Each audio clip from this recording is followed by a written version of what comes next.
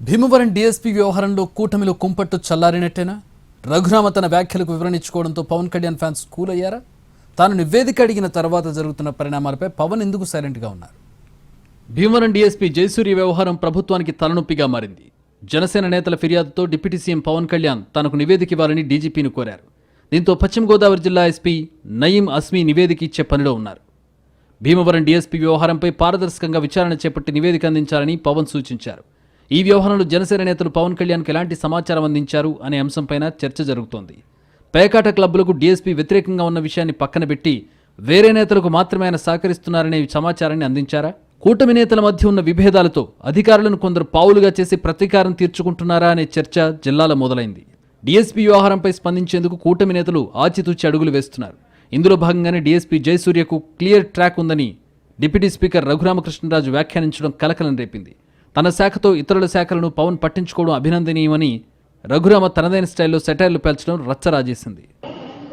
ఆయనకి ఎవరో ఇన్ఫర్మేషన్ ఇచ్చారు, సో ఆయన స్పాంటేనియస్గా రియాక్ట్ అయ్యే వ్యక్తి.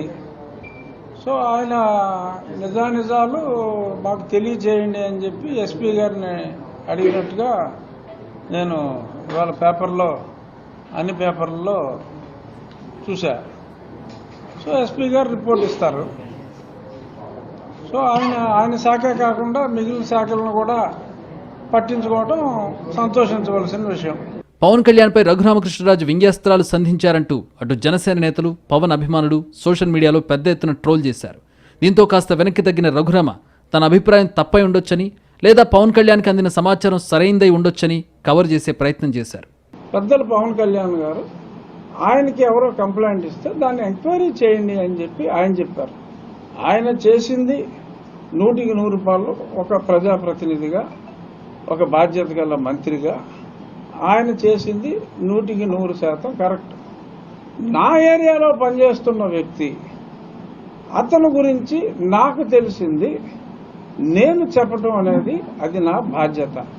I may be wrong tomorrow, or the information what Pavan Kalyan గారు got might be wrong, might be right or might be wrong. నేను చెప్పింది might be right or might be wrong, వాళ్ళ విచారణలో తెలుస్తుంది. మొత్తానికి భీమవరం డీఎస్పీ వ్యవహారం కూటమి పార్టీలో కుంపట్లు రాజేస్తున్న క్రమంలో రఘురామకృష్ణరాజు కాస్త వెనక్కి తగ్గడంతో ప్రస్తుతానికి వివాదం సద్దుమణిగినట్టు కనిపిస్తోంది. అయితే పవన్ ఆదేశాల మేరకు డీఎస్పీపై వచ్చే నివేదికలో ఏముంటుంది, తర్వాత ఎలాంటి చర్యలుంటాయి, ఆ పరిణామాలు కూటమిలో ఎలాంటి చర్చకు దారితీస్తాయన్నది మాత్రం ఉత్కంఠగా మారింది.